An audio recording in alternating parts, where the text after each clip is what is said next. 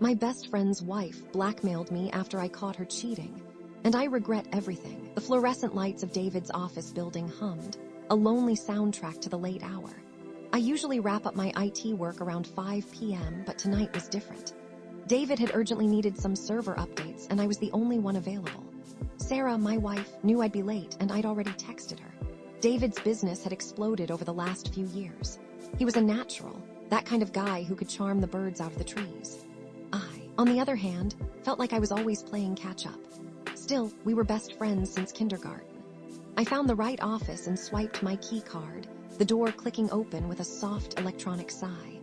The main office area was dark, illuminated only by the eerie glow of computer screens.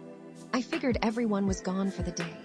I made my way down the hall to the server room, humming quietly to myself when I saw it, a sliver of light spilling from David's private office. I paused, thinking he might still be here, burning the midnight oil as usual. But then I heard voices, hushed but intense. I stopped dead, my hand hovering over the server room door. I shouldn't be eavesdropping. I should just knock. But something held me back. "Take care what David wants, Tom," I heard Emily say, her voice sharp, a tone I'd never heard her use before.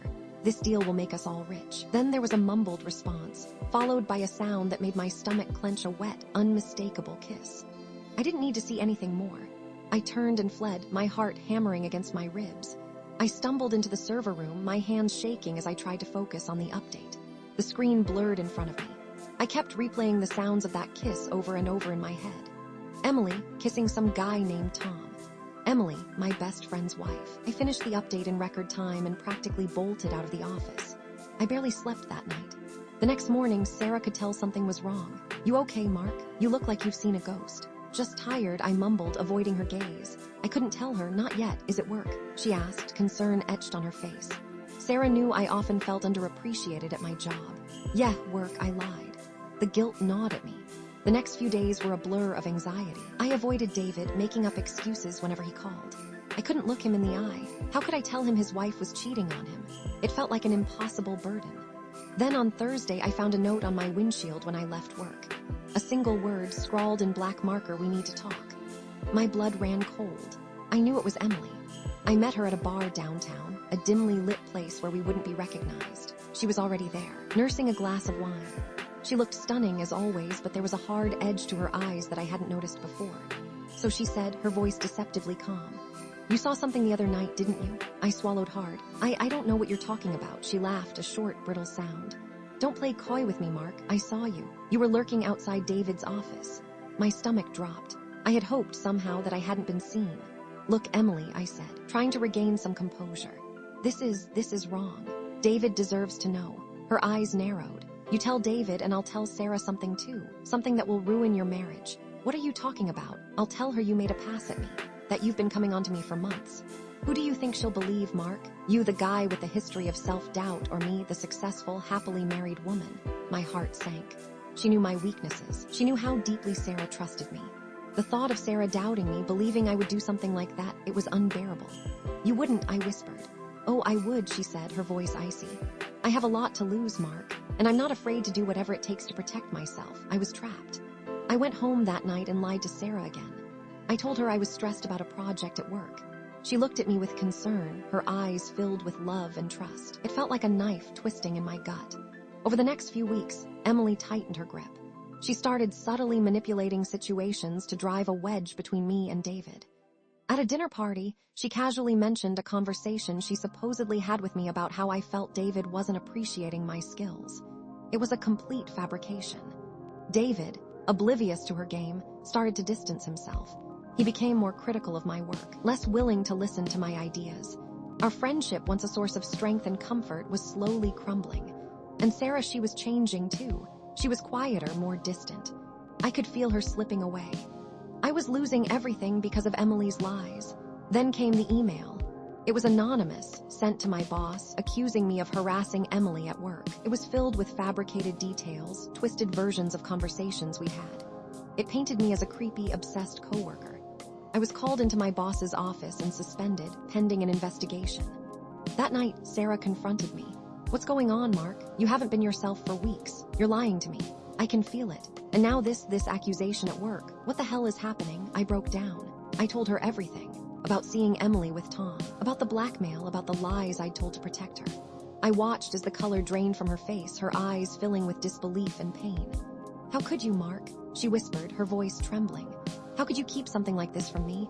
And how could you let her manipulate you like this?" I didn't have an answer. I had been weak, cowardly. I had prioritized my own fear over the truth, and now everything was falling apart. Sarah stormed out of the house. I didn't know where she was going or if she would ever come back. The next day, I got a call from David. He sounded confused, angry.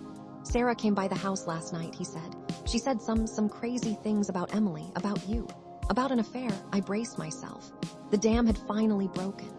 "David," I said, my voice heavy with guilt, "I need to tell you everything."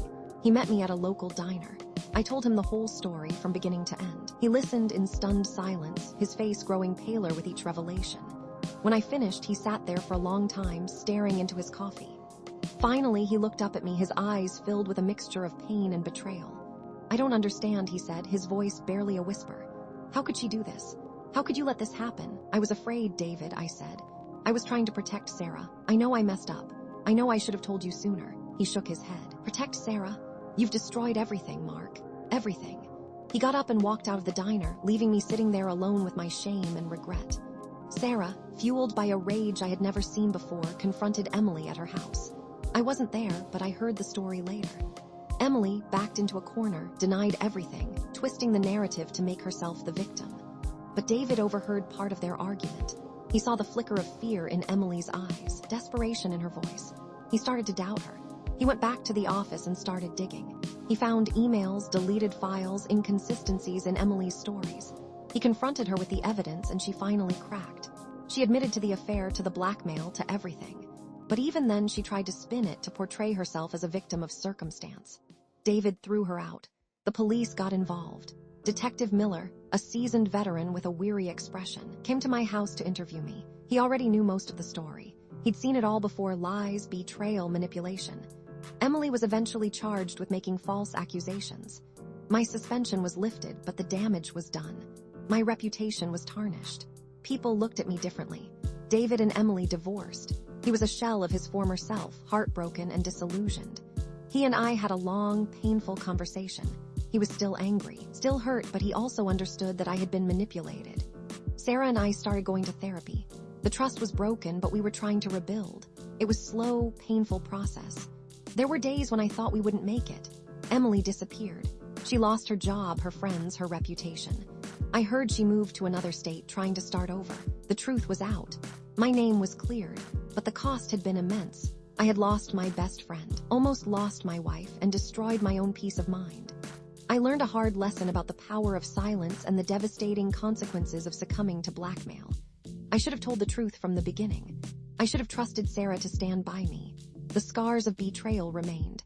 The friendships were forever changed, and I was left with the lasting regret of my choices. Sometimes, late at night, I still hear the echo of that kiss, the sound that started it all, and I wonder what would have happened if I had just walked away.